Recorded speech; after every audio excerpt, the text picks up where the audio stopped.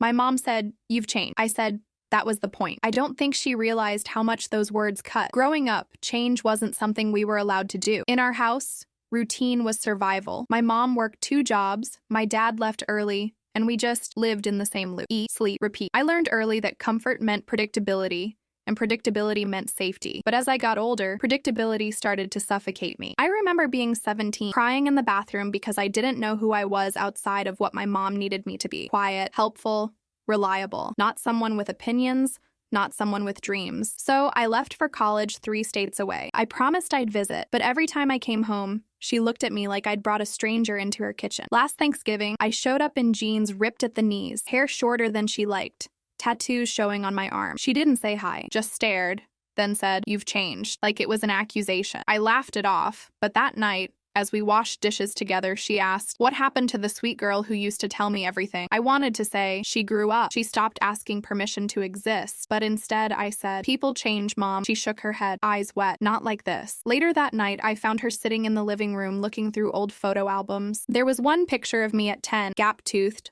holding up a blue ribbon from a school contest. She looked up and said softly, "You were so happy then." I sat next to her. "I was obedient then," she sighed. "I just miss you." I wanted to tell her I missed me too, before I learned how to perform for love, before I thought pleasing everyone was the same as being good, but I didn't. I just leaned my head on her shoulder. When I left the next morning, she hugged me longer than usual. "I just don't want to lose you." I whispered, "You're not losing me, Mom. You're meeting me." That's when she finally smiled a little. Change isn't betrayal, it's growth. And sometimes the people who raised you can't see the difference right away, but that's okay. You keep becoming, even if it makes them uncomfortable. A week later, she texted me for the first time without a reason. Just, "Hope you're eating well." It sounds small, but it felt like progress. Months passed, and she started asking real questions about my work, the people I was meeting, the things I was learning. Then one day she said, "I watched that video you posted about finding your voice. You sound strong." I froze. The same mom who once told me to stop talking back was now complimenting my independence. It wasn't perfect, but it was something. When I visited for her birthday, she surprised me. She was wearing jeans and a denim jacket,